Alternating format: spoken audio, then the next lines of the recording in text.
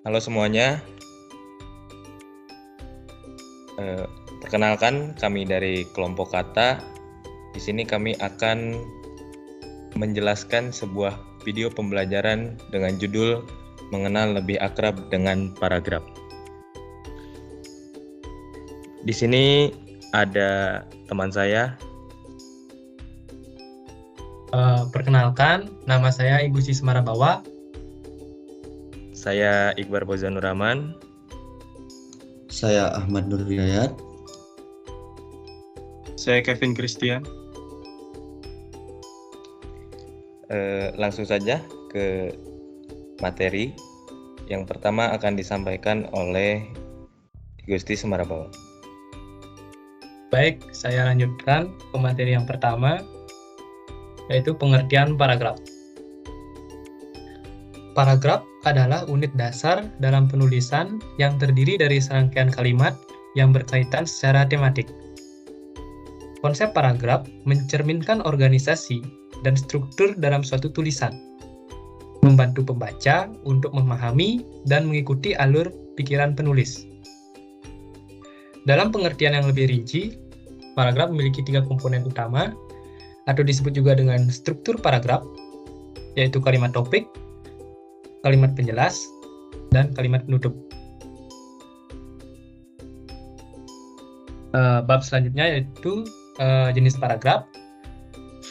Ada 3, yaitu berdasarkan letak kalimat utamanya, yang kedua berdasarkan pola pengembangannya, dan yang ketiga berdasarkan tujuannya.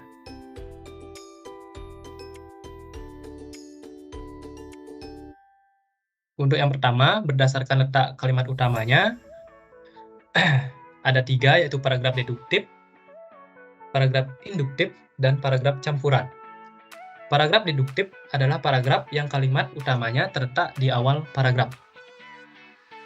Paragraf induktif yaitu paragraf yang kalimat utamanya terletak di akhir paragraf.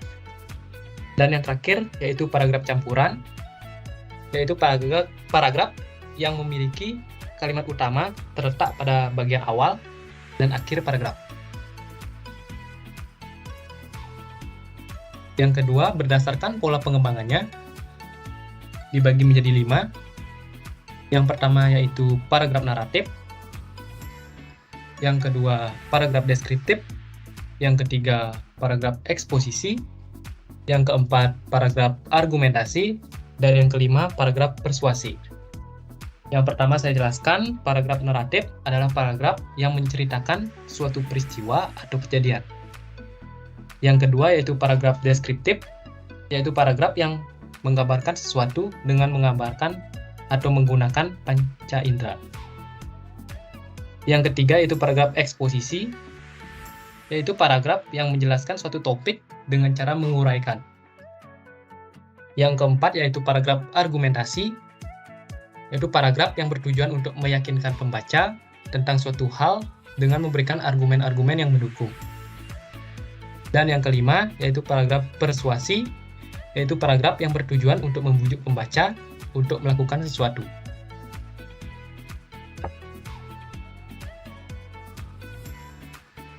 Dan yang ketiga yaitu berdasarkan tujuannya. Ada 3, yaitu paragraf informatif, paragraf persuasif, dan paragraf argumentatif. Yang pertama yaitu paragraf informatif. Sesuai dengan namanya, paragraf ini bertujuan untuk menyampaikan informasi kepada pembaca. Yang kedua yaitu paragraf persuasif, yaitu paragraf yang bertujuan untuk membujuk pembaca untuk melakukan sesuatu. Dan yang ketiga yaitu paragraf argumentatif, yaitu paragraf yang bertujuan untuk meyakinkan pembaca tentang suatu hal dengan memberikan argumen-argumen yang mendukung. Baik, selanjutnya di bab selanjutnya akan dijelaskan oleh teman saya yaitu Iqbar Fauzan. Dipersilakan. Oke. Bab tujuan penggunaan paragraf.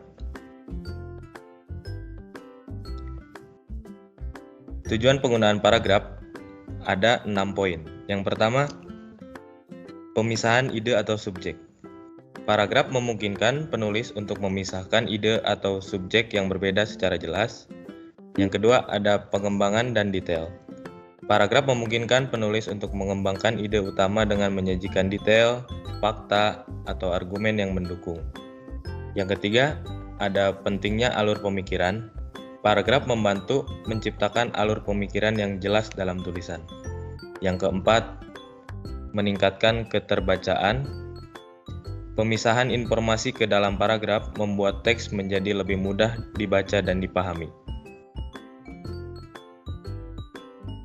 Yang kelima, memberikan istirahat visual. Paragraf memberikan istirahat visual dalam teks, memecahnya menjadi bagian-bagian yang lebih kecil dan terkelola dengan baik. Yang terakhir, membentuk struktur teks. Paragraf bekerja bersama-sama untuk menyusun dan menyampaikan pesan atau argumen secara sistematis dan terorganisir. Selanjutnya ada bab struktur paragraf. Struktur paragraf terdiri dari 3 bagian. Yang pertama ada kalimat topik. Kalimat topik adalah kalimat pertama dalam suatu paragraf yang menyajikan ide utama atau topik dari paragraf tersebut. Yang kedua ada kalimat penjelas. Paragraf memungkinkan penulis untuk mengembangkan ide utama dengan menyajikan detail, fakta, atau argumen yang mendukung pada bagian ini. Dan yang terakhir ada kalimat penutup. Kalimat penutup adalah kalimat terakhir dalam paragraf yang merangkum atau menutupi poin-poin yang telah dibahas. Oke, bagian selanjutnya akan disampaikan oleh teman saya, Ahmad Nur Hidayat. Baik, selanjutnya bab mengenai mengidentifikasi paragraf. Mengidentifikasi paragraf yang pertama yaitu baca dengan cermat. Baca paragraf dengan teliti untuk memahami pesan utama yang ingin disampaikan. 2. Identifikasi kalimat topik. Temukan kalimat topik, yakni kalimat pertama atau kedua dalam paragraf yang menyajikan ide utama. 3. Perhatikan kalimat pendukung. Identifikasi kalimat-kalimat pendukung yang mengembangkan atau memberikan rincian terkait ide utama. 4. Kenali kata kunci. Cari kata kunci atau frasa yang sering muncul karena ini dapat menjadi indikator ide utama atau detail penting dalam paragraf. Selanjutnya 5. Analisis hubungan logis. Identifikasi hubungan sebab akibat, perbandingan, konstrat, atau urutan waktu yang mungkin muncul dalam paragraf. 6. Gunakan alat bantu visual. Jika memungkinkan, buat peta konsep atau garis waktu untuk membantu visualisasi hubungan antara ide utama dan detail dalam paragraf. Selanjutnya, bab mengenai latihan dalam menganalisis paragraf.